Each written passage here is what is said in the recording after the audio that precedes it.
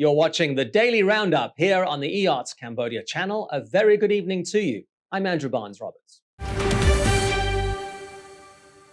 The impact of the now infamous 20 February community transmission event is becoming all too alarmingly clear in Cambodia.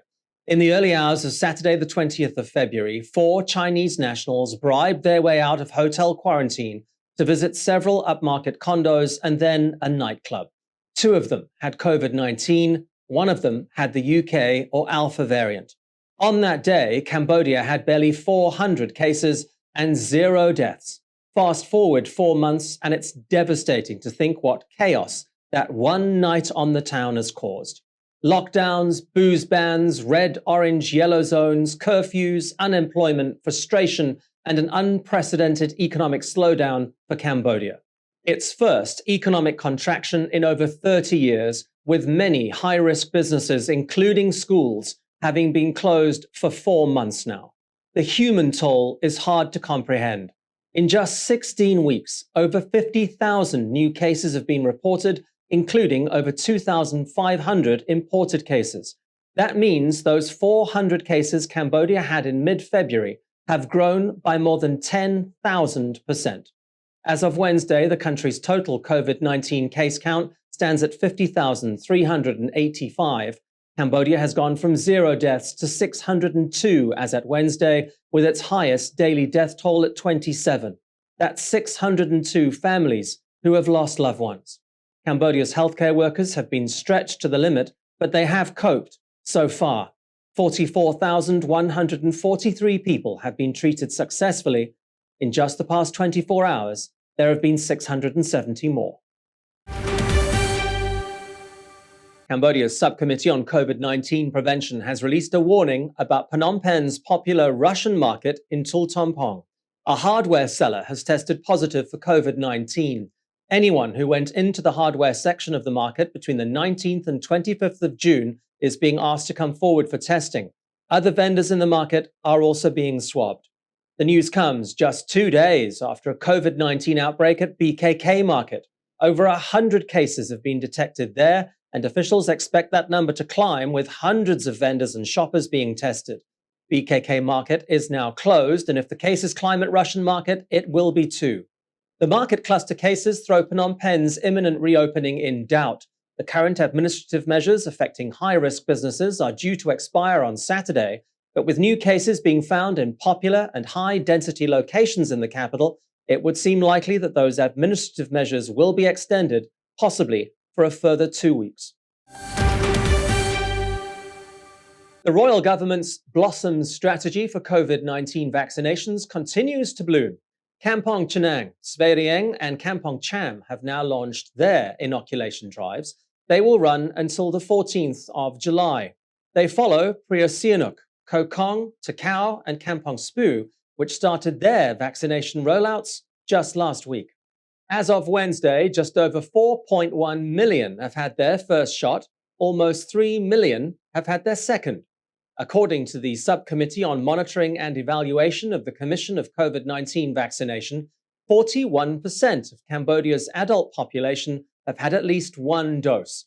It says the country is on target to inoculate 10 million adults by the end of the year, and it has secured enough vaccines. By the end of August, Cambodia will have received 20 million doses of AstraZeneca, Sinopharm, and Sinovac, all World Health Organization approved. Secretary of State for the Ministry of Economy and Finance, Mr. Vongse Visot, said earlier this week that Cambodia has spent $170 million on the doses. Once everyone over the age of 18 has been vaccinated in the kingdom, he says attention will turn to children, although this is still being discussed with the Ministry of Health.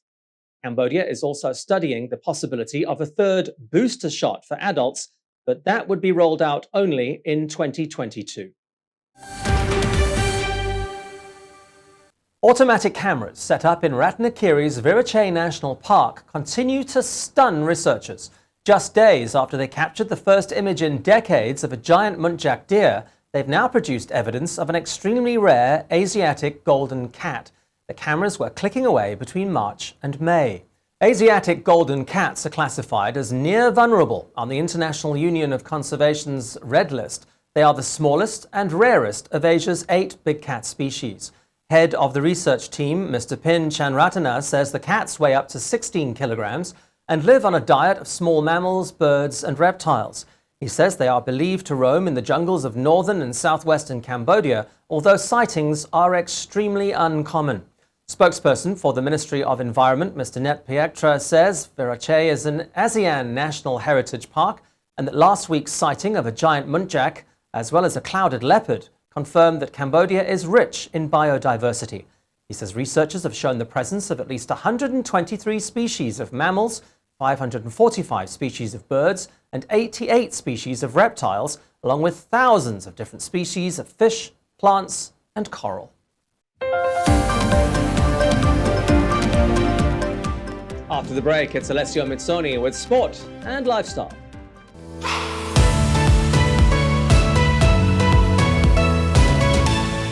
EART's Cambodia's audience is growing. Our YouTube channel now has 150,000 verified subscribers. To mark the milestone, we've received the Silver Creator Award from YouTube, given to channels with over 100,000 subscribers. YouTube CEO Susan Wojcicki says the award celebrates EART's Cambodia's hard work and incredible achievement. She says not only has EART's Cambodia brought a unique voice and style to the world, but has also created valuable connections and built a community along the way. The next milestone we're going for is 1 million subscribers, and we'd really like that Gold Creator Award. So if you're not already a subscriber, head to www.youtube.com/eartscambodia. Subscribers get all the latest breaking news and updates from Cambodia in English. We'll see you there. If it's happening and you need to know about it, you'll get it all right here. EAC News brings you updates and breaking news in English across all of EART's Cambodia's platforms and channels. YouTube, Facebook, Telegram, Twitter, and our website, www.eartscambodia.com. Join me, Andrew Barnes-Roberts, and the rest of the EAC News team every day on your favorite channels.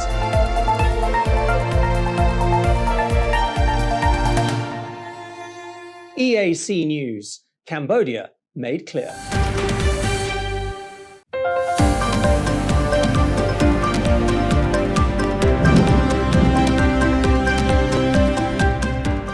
Welcome back to the Daily Roundup. You're watching EAC News. Thanks for joining us. England have become the favourites to reach the Euro 2020 final after beating Germany 2-0 at Wembley Stadium on Tuesday night. Goals from Sterling and Kane saw the Three Lions into the quarter-finals, which will be played on Friday and Saturday. A matchup always highly anticipated, usually won by Germany, has seen England winning the knockout stages at the European Championships for only the second time. England has yet to be beaten at Euro 2020 and will play Ukraine in the quarter-final on Saturday in Rome. Switzerland and Spain will face off on Friday at St. Petersburg Stadium in Russia. Belgium and Italy will follow suit later on Friday, and Saturday's schedule will see the Czech Republic take on Denmark. Only 4 teams will survive this weekend, taking them a step closer to the final at London Wembley Stadium on Sunday, 11th of July. With COVID-19 keeping gyms closed in most parts of the world, we shouldn't be too surprised that sales of home gym equipment and online training programs are growing, but you might be surprised by just how much. Fortune Business Insights says the home fitness market is projected to grow from $10.7 billion in 2021 to almost $15 billion in 2028. While the pandemic has been seriously affecting the regular gym industry, the situation has inspired many people to concentrate more on their health and appreciate the small things. In Dubai, considered one of the fittest cities in the world thanks to its number of training facilities, residents are being encouraged to exercise for 30 minutes a day for 30 days in what's known as the Annual Fitness Challenge. One of Dubai's biggest Gym Nation, was closed for 75 days at the height of the coronavirus outbreak, but gave free access to members and non-members to free online classes. CEO Lauren Holland said that immediately after Dubai's lockdown, there was a huge surge in demand for fitness. She says the company is seeing its best ever period. In Cambodia, where gyms have been closed since early March last year, people are finding new ways to stay active and produce those healthy hormones that boost their immune system and help achieve a happier and healthier lifestyle. Those who can afford it have hired personal trainers or are using the internet for the daily fitness routine, but the vast majority are likely still enjoying their physical activity outdoors, playing badminton in the park, running along riverside, or taking advantage of public exercise equipment around the capital. Stay with us now to have a look at tomorrow's weather.